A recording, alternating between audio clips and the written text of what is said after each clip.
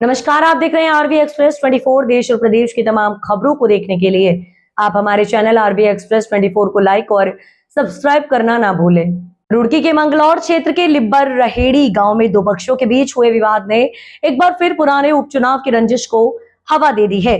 एक पक्ष ने प्रेस वार्ता कर आरोप लगाया है कि उनके घरों पर पथराव किया गया और अवैध हथियारों से फायरिंग की गई। साथ ही पुलिस पर भी उनकी शिकायत पर उचित कार्रवाई न करने के आरोप लगाए गए।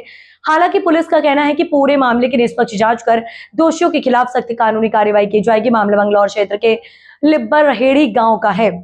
पीड़ित पक्ष का आरोप है कि वर्ष 2024 के उपचुनाव के दौरान मतदान के समय हुए विवाद की रंजिश में 2 दिन पहले मामूली कहासुनी के बाद उनके घरों पर पथराव किया गया और अवैध हथियारों से फायरिंग की गई।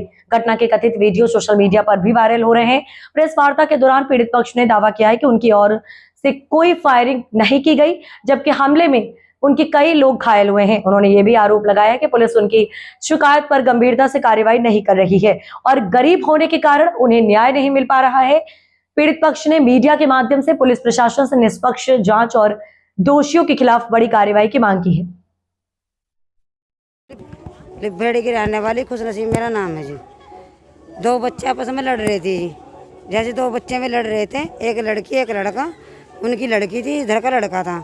तो नाली के ऊपर लड़ाई हुई जी में। जैसे नाली के ऊपर लड़ाई हुई तो वो लड़का कहने लगा मैं कहीं हटा ले, कुछ रखा था कबाड़ कुबड़।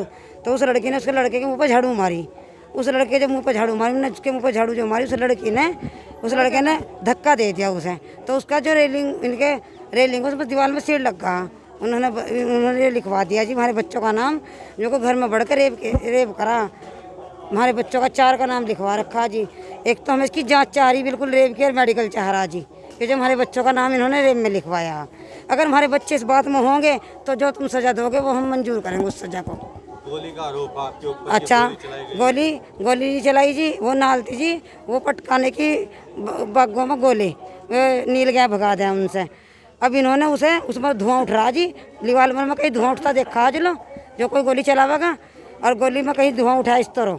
और उन्होंने वो धुआं जब उठा, उन्होंने तो सोचा चलो भाई इतनी भीड़ हो रही है इनके सामने, ये इकट्ठा हो जाएगी, ये भाग जाएंगे सारे हमारे से डर के। ये ढेर आदमी, हम 5, 7, 10 हैं। उनके 400 घर है जी और हमारे 4 घर है जी। 40 उन्होंने 40 घरों को भी चला कर फेंक दिए, 400 घरों ने। फिर वे कहने लगे जो को वो नाल पटका दी, तो उन्होंने उसे बंदूक लगा दी। हमारे मालिक के सिर पर बंदूक का आरोप लगा कर उसे जेल भिजवा दिया जी इन्होंने। जैसे कि उसमें जैसे ही झगड़ा हुआ, पुलिस ने तुरंत कार्यवाही करते हुए 8 लोगों को 151 में शांति भंग में गिरफ्तार कर लिया था। और उसके बाद भी जैसे ही मतलब एप्लीकेशन आई, उसमें मुकदमा भी दर्ज हुआ।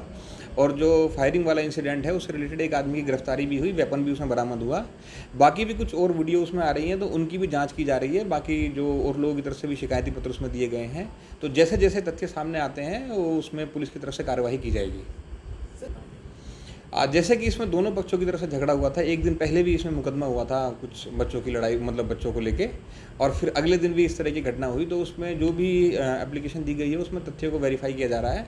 और जिस तरीके से भी उसमें जांच का निष्कर्ष निकलता है तो उसमें कार्रवाई की जाएगी। और जो भी उसमें दोषी हैं उनके खिलाफ सख्त से सख्त जो है कदम उठाए जाएंगे।